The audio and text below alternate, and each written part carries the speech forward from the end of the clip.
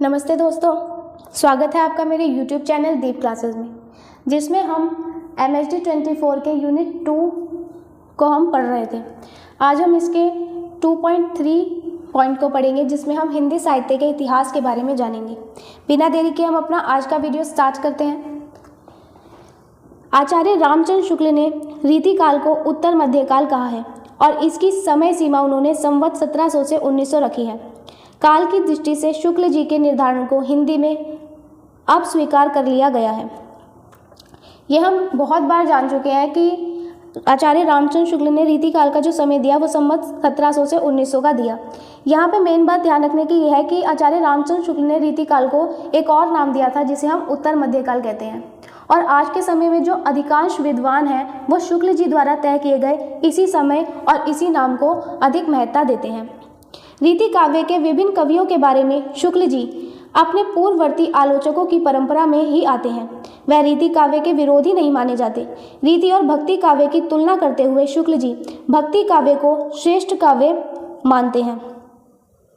रीति काव्य का स्थान भक्ति के बाद आता है। अब यहाँ पे ध्यान देने वाली बात यह है कि जो आचार्य रामचंद्र शुक्ल है, इन्होंने क्या किया, रीति काल के कवियों का विरोध नहीं किया।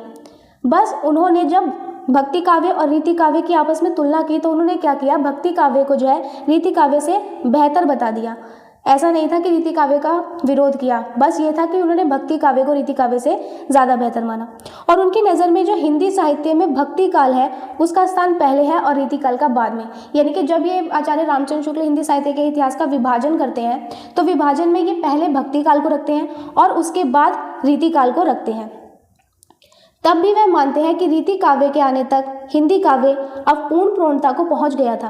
रीति काव्य का समर्थन करते हुए उन्होंने स्पष्ट किया, अतः उनके द्वारा बड़ा भारी कार्य यह हुआ कि रसों में भी विशेषतः श्रृंगार रस और अलंकारों के बहुत ही सरस और हृदयग्राही उदाहरण अत्यंत प्रचुर परिणाम में प्रस्तुत हुए। अब शुक्ल जी कहते हैं कि रीति काल के आते आते जो है हिंदी कविता जो थी वो पूरी तरह मैच्योर हो चुकी थी, यानी पूरी तरह विकसित हो चुकी थी। और इस काल की सबसे बड़ी उपलब्धि ये थी कि इसी काल में हमें जो है रस और अलंकार इसके बहुत सुंदर सुंदर उदाहरण देखने को मिले और इनके प्रयोग देखने को मिले। रसों में भी जो सबसे ज़्यादा प्रयोग हमें देखने को मिलता है वो श्रृंगार रस का देखने को मिला। तो उन्होंने जो है रसों और अलंकारों के ढेरों बेहतरीन उदाहरण रीति काव्य में देखे।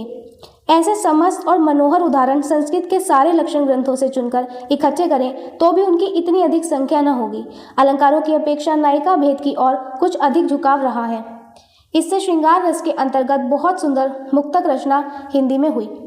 अब अंत में शुक्ल जी ने एक बहुत बड़ी बात ये भी कह दी कि अगर हम संस्कृत के सभी ग्रंथों को आपस में मिला लेना तो भी उसमें जो है अलंकारों और रसों का इतना सुंदर प्रयोग और इतना बढ़िया उदाहरण हमें नहीं मिलेंगे जो हमें यहाँ रीति काव्य में देखने को मिलते हैं। और इस समय कवियों का जो ध्यान था वो अलंकारों से भी ज़्यादा हमें नायिका भेद पर देखने को मिलता है। इसी वजह से जो श्रृंगार रस में बहुत शानदार रचनाएं हुई वो मुक्तक में लिखी गई। मुक्तक रचनाएं वह होती हैं ऐसी रचनाएं जो अपने आप में पूर्ण हो, उन्हें मुक्तक रचनाएं कहते हैं। और यही मुक्तक रचनाएं जो है ये आज हिंदी साहित्य में एक अनमोल धरोहर के रूप में हमें देखने को मिलती है।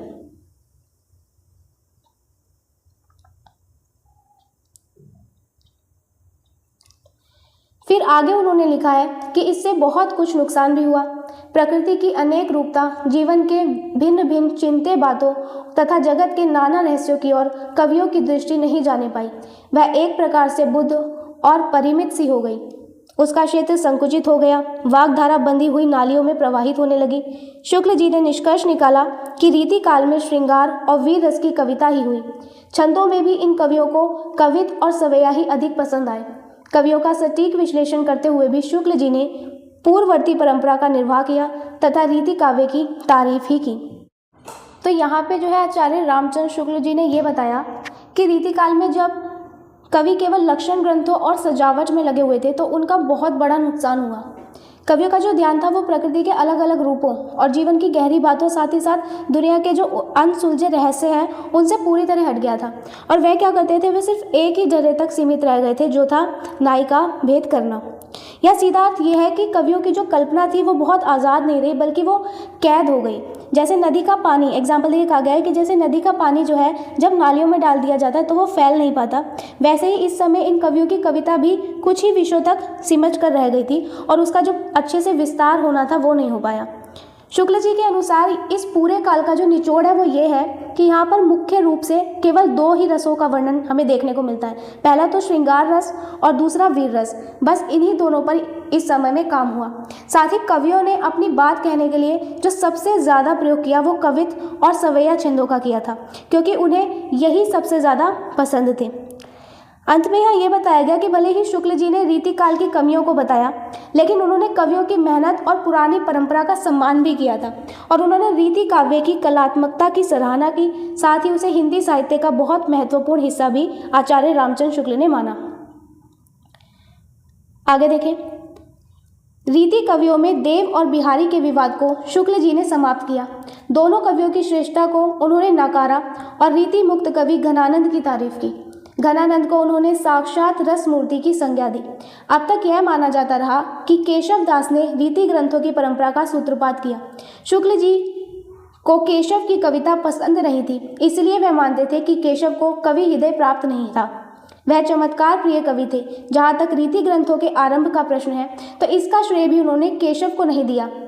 इसमें संदेह नहीं कि काव्य रीति की सम्यक समावेश पहल आचार्य केशव ने किया, परंतु हिंदी में रीति ग्रंथों की अखंड परंपरा चिंतामणि त्रिपाठी से चली। अब यहाँ पे यह बताया गया कि हिंदी साहित्य में बहुत लंबे समय से विवाद चल रहा था कि देव और बिहारी इन दो में से कौन से कवि ज़्यादा श्रेष्ठ है। तो आचार्य रामचंद्र शुक्ल ने क्या किया, इस बहस को पूरी तरह खत्म कर दिया। उन्होंने कहा कि श्रेष्ठता जो है वो केवल इन दोनों तक सीमित नहीं है। आचार्य रामचंद्र शुक्ल ने कहा उन्होंने इन दोनों के बजाय रीति मुक्त के कवि है घनानंद, इन्हें सबसे ऊंचा दर्जा दे दिया। और शुक्ल जी ने घनानंद के बारे में कहा कि घनानंद जो है वो साक्षात रस मूर्ति है, यानी घनानंद एक ऐसे कवि है जिसके काव्य में हमें रस साक्षात रूप में जो है दिखाई देता है। अब आमतौर पर जो लोग हैं वो मानते हैं कि रीति काल की शुरुआत केशव दास ने की, लेकिन वहीं अगर हम आचार्य रामचंद्र शुक्ल की बात करें तो ये बाकी लोगों से अलग है। इनका कहना था कि केशव की जो कविता है यानी केशव दास की जो कविता है वो ज़्यादा पसंद इनको आई नहीं। शुक्ल जी का ये मानना था कि केशव के पास कोमल कवि हृदय नहीं था, जो एक असली कवि के पास होना चाहिए। केशव को जो है वो केवल चमत्कार प्रिय कवि मानते थे आचार्य रामचंद्र शुक्ल, जो कि भावनाओं से ज़्यादा शब्दों की कारीगरी पर ध्यान देते थे। साथ ही साथ रीति ग्रंथों की शुरुआत के बारे में आचार्य रामचंद्र शुक्ल ने कहा, वे मानते हैं कि ये सच है, सबसे पहले जो काव्य के नियम का प्रयोग किया गया वो केशव दास ने किया, लेकिन असल में जो रीति ग्रंथ की परंपरा की बात की जाए जो एक लगातार रूप से चली बिना रुके, उसकी असली शुरुआत जो है चिंतामणि त्रिपाठी से हमें देखने को मिलती है। इसीलिए आचार्य रामचंद्र शुक्ल ने रीति काल की जो अखंड परंपरा का श्रेय है वो केशव दास को न देकर चिंतामणि त्रिपाठी को दिया। आगे देखें, अतः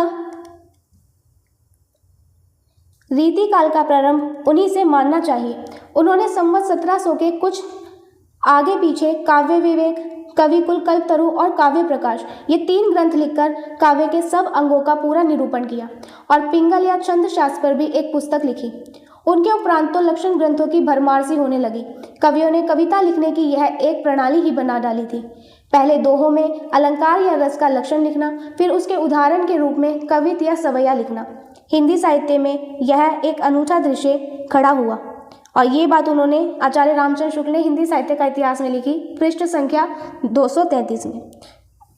यहाँ पे आचार्य रामचंद्र शुक्ल चिंतामणि त्रिपाठी की बात कर रहे हैं और इन्होंने कहा कि रीति काल की जो शुरुआत है वो असल में इन्हीं से हुई। इन्होंने संवत 1700 के आसपास 3 ग्रंथ लिखे थे, मुख्य रूप से चिंतामणि त्रिपाठी ने। वो 3 ग्रंथ थे, पहला तो काव्य विवेक, दूसरा कविकुल कल्पतरु और तीसरा काव्य प्रकाश।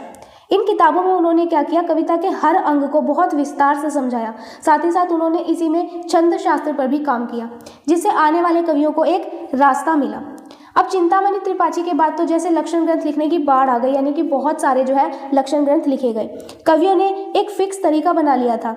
वो तरीका ये था कि पहले वह एक दोहा लिखते थे, फिर जिसमें किसी रस या अलंकार की परिभाषा होती थी वो देते थे, और फिर उसे साबित करने के लिए उदाहरण के तौर पर एक सुंदर सा कवित या फिर सवैया लिखते थे।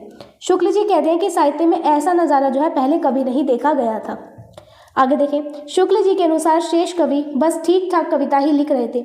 तुलसी के समान कोई महाकवि इस दौर में नहीं हुआ। इसीलिए लोक जीवन का कोई आदर्श इस काल में प्रस्तुत नहीं हुआ। शुक्ल जी स्वयं स्वच्छंदतावादी भावबोध के रसवादी आलोचक थे, इसीलिए उन्होंने इस काल के कवियों की भी हृदयग्राही व्याख्या प्रस्तुत की। अंतिम मूल्यांकन में वह रीति काव्य के समर्थक आलोचक नहीं थे। अब शुक्ल जी जो थे, इनका कड़ा मानना था, बहुत कठोर ये मानते थे कि इस काल के जो बाकी कवि थे वो बहुत एवरेज लेवल के काम कर रहे थे, औसत दर्जे का काम कर रहे थे। उनका कहना था कि इस दौर में तुलसीदास जैसा महान कवि हुआ ही नहीं जो उनके आदर्श को प्रस्तुत कर सके। शुक्ल जी खुद जो है एक भावनाओं और रस को महत्व देने वाले आलोचक थे, इसलिए वह अंत में पूरे रीतिकाल का जब हिसाब लगाते हैं तो इसके बहुत बड़े समर्थक भी हमें दिखाई देते हैं। उन्हें लगता था कि यहाँ कला तो थी, लेकिन साथ ही साथ जीवन का गहरा आदर्श गायब हो गया था। इसी के साथ हमारा आज का वीडियो यही खत्म होता है। इससे आगे के टॉपिक्स को हम अपने नेक्स्ट वीडियो में समझेंगे। वीडियो पसंद आया हो तो वीडियो को लाइक एंड शेयर ज़रूर करें और चैनल को सब्सक्राइब करना ना भूलें। Thank you.